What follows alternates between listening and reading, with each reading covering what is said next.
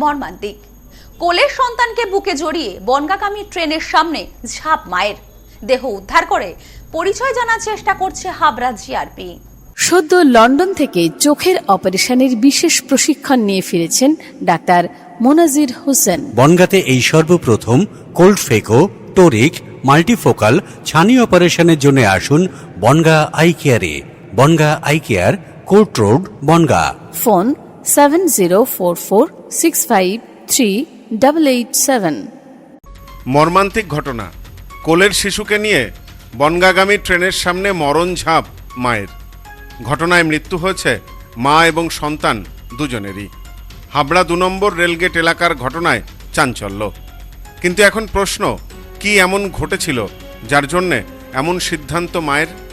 ইতিমধ্যেই মৃতদেহ ময়নাতদন্তে পাঠানোর পাশাপাশি ঘটনার তদন্ত শুরু করেছে পুলিশ।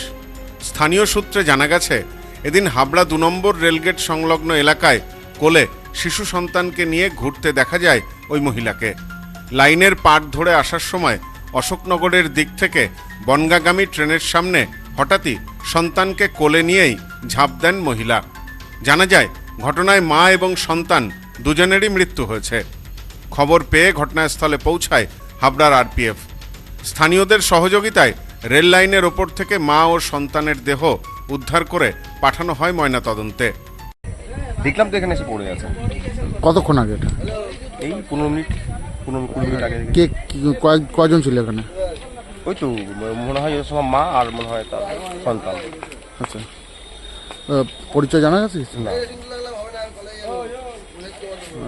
কোন ট্রেন, মানে ডাউন ট্রেন ছিল না? ডাউন ট্রেন ছিল, এটা ডাউন লাইন। আচ্ছা, ডাউন ট্রেনই ছিল।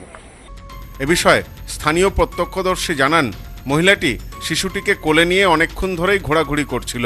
হঠাৎই বনগাঁগামী ট্রেন আসতেই তার সামনে ঝাঁপ দেয়। এরপর আমরা চিৎকার করতেই ট্রেনও থেমে যায়। কিন্তু ততক্ষণে মা এবং সন্তান দুজনেরই মৃত্যু হয়েছে।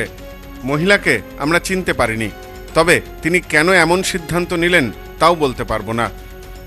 এদিনের এই ঘটনায় যথেষ্ট চাঞ্চল্য ছড়িয়ে পড়ে গোটা এলাকা জুড়ে। পারিবারিক অশান্তি নাকি মানসিক অবসাদ?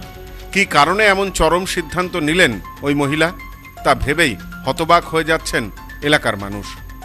এই লাইনে ট্রেন আসছিল, হট করে ট্রেনের সামনে এসে ঝাঁপ দিয়ে দিতে বাচ্চা শুদ্ধ কোলে নিয়ে রেলপরে। এখন আর কি হবে? এখন তো দেখছি বাচ্চাটাও মারা গেছে, বউটাও মারা গেছে। যদি সাইডে রেখে দিত বাচ্চাটা নাই বেঁচে যেত। এখন কি আর করা যাবে? এখন বাড়ির লোকের এখন খবর দিতে হবে। এখন যার বাড়ির জিনিস তার বাড়িতে নিয়ে যাবে। এছাড়া আমরা আর কি করতে পারি? এখন বেঁচে থাকলে নাই কিছু করতে পারতাম, মরে গেছে, এখন আর কিছু করার নেই। আপনি বলছেন যে আপ লাইনে ছিল, ডাউন লাইনে চলে এসেছে? আপ লাইনে ছিল, মানে ডাউন লাইনে চলে এসেছে, তারপরে এই জায়গাটা এসে ঝাপটা দিল। পুলিশের পক্ষ থেকে জানানো হয়েছে, মৃতদেহ দুটি উদ্ধার করে ময়নাতদন্তের জন্য বনগাঁয় পাঠানো হয়েছে। ইতিমধ্যেই মহিলার পরিচয় এবং মৃত্যুর কারণ জানতে শুরু হয়েছে তদন্ত। কি এমন ঘটল যার কারণে সন্তানকে বুকে জড়িয়ে ট্রেনের সামনে ঝাঁপ দিলেন এক মা? প্রশ্নের উত্তর খুঁজছেন সকলেই। Bureau report, news no man's land, Habra. সদ্য লন্ডন থেকে চোখের অপারেশনের বিশেষ প্রশিক্ষণ নিয়ে ফিরেছেন ডাক্তার মোনাজির হোসেন। বনগাঁতে এই সর্বপ্রথম কোল্ড ফেকো, টোরিক, মাল্টিফোকাল ছানি অপারেশনের জন্য আসুন বনগাঁ আই কেয়ারে। Bongaon eye care, court road, Bongaon. Phone 7044653887।